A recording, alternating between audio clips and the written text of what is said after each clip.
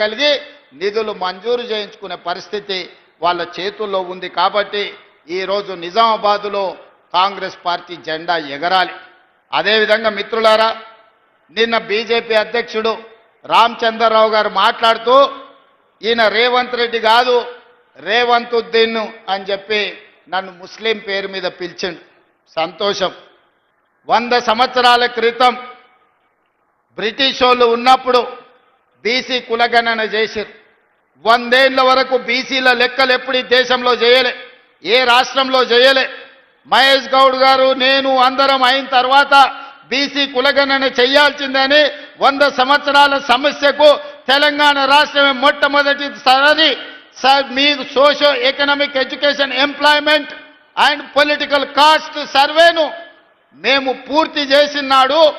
ఆనాడు మేము అధికారికంగా లెక్కలు ప్రకటించినప్పుడు మా మిత్రుడు మహేష్ గౌడ్ గారు ఒక మాట అన్నాడు, అయ్యా ఆయన పేరుకే రేవంత్ రెడ్డి కానీ ఇవాళ వారిని రేవంత్ గౌడు అని నేను అంటున్నా. ఈరోజు ఎంతో గొప్ప పని చేసిండు మా బలైన వర్గాల లెక్కలు తీశాని మా మహేష్ గౌడ్ గారు ఆనాడు నన్ను రేవంత్ గౌడ్ అన్నాడు. నేను సంతోషంగా స్వీకరించిన. ఆ తర్వాత మాదిగా ఉపకులాల వర్గీకరణ సమస్య ఉన్నది. 40 ఏళ్ళు రావణ కాష్టంలాగా మండుతున్నది. ఆనాడు ఈ వర్గీకరణకు సంబంధించి సుప్రీంకోర్టు జడ్జిమెంట్ ఇస్తే 100 రోజుల్లోనే ఆ సమస్యకు శాశ్వత పరిష్కారం చూపించి 40 సంవత్సరాల సమస్యను శాశ్వతంగా పరిష్కరించి వర్గీకరణ చేసి మాదిగా ఉపకులాలకు న్యాయం చేసినప్పుడు మా సహచర మంత్రివర్గ సభ్యులు దామోదర్ రాజనరసింహ గారు ఈ రోజు నుంచి ఈయన రేవంత్ రెడ్డి కాదు రేవంత్ మాదిగా మా మాదిగోళ్ళ బిడ్డగా మేము భావిస్తున్నామని దామోదర్ రాజనరసింహ గారు అన్నారు. నాకు చాలా సంతోషమైంది వాళ్ళ జాతిలో నన్ను ఒక్కడిగా పరిగణించినందుకు. అదేవిధంగా వాకిటి శ్రీహరి 30 ఏళ్ళ కాంగ్రెస్ కార్యకర్త, ఏ రోజు ఏ అవకాశం రాలే. ఉత్తమ్ కుమార్ రెడ్డి గారు పట్టుబట్టి ఎమ్మెల్యే టికెట్ ఇప్పిస్తే మొదటిసారి ఎమ్మెల్యేకు మంత్రివర్గంలో శ్రీహరిని మంత్రి చేసినప్పుడు మా ముదిరాజు బిడ్డలందరూ కలిసి రేవంత్ రెడ్డి కాదు రేవంత్ ముదిరాజు అని మా ముదిరాజులు నన్ను అన్నప్పుడు ఆ సామాజిక వర్గం కూడా నన్ను హక్కున చేర్చుకున్నందుకు నేను సంతోషపడ్డా. యువకుడు 35 సంవత్సరాల వయసులోనే పెద్దల సభకు అనిల్ యాదవ్ను పంపించినప్పుడు హైదరాబాదులో సదర్ నిర్వహించినప్పుడు యాదవ్ సోదరులందరూ రేవంత్ రెడ్డిని రేవంత్ యాదవ్ అని ఆ రోజు వేదిక మీద పిలిచినప్పుడు నేను గర్వపడ్డా. మా యాదవ్ సోదరులు కూడా నన్ను హక్కున చేర్చుకున్నారని.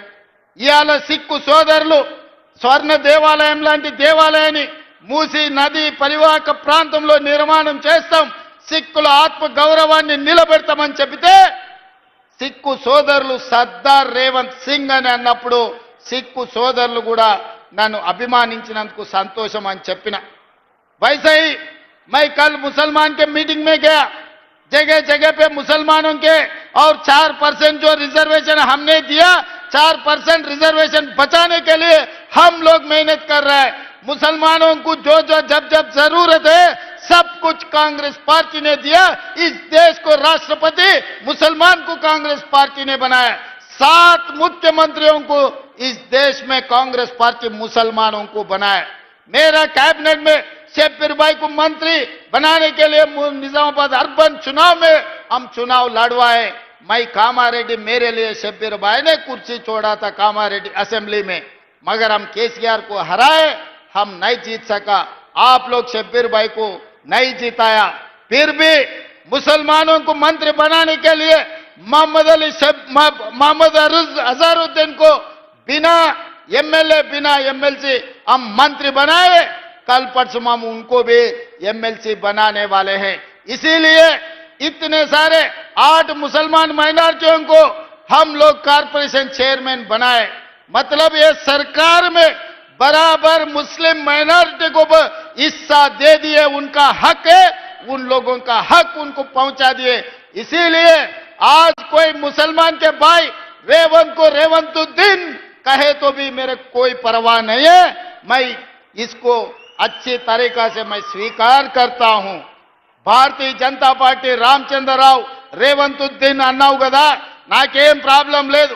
రేవంత్ గౌడ్ అయినా రేవంత్ మాదిగైనా, రేవంత్ ముదిరాజ్ అయినా, రేవంత్ యాదవ్ అయినా, సర్దార్ రేవంత్ సింగ్ అయినా, లేకపోతే రేవంత్ ఉద్దీన్ అయినా నాకేమీ అభ్యంతరం లేదు. అన్ని కులాలను, అన్ని మతాలను సమన్వయం చేసుకొని రాష్ట్రాన్ని పరిపాలించి రాష్ట్ర ప్రజలకు సంక్షేమాన్ని అమలు చేసి రాష్ట్రాన్ని అభివృద్ధి పదం వైపు నడిపించి దేశంలోనే నెంబర్ 1 రాష్ట్రంగా తెలంగాణను నిలబెట్టే అవకాశం 4 కోట్ల ప్రజలు ఇచ్చిండ్రు. నేను గర్వంగా ఫీల్ అవుతా రామచంద్రరావు గారు.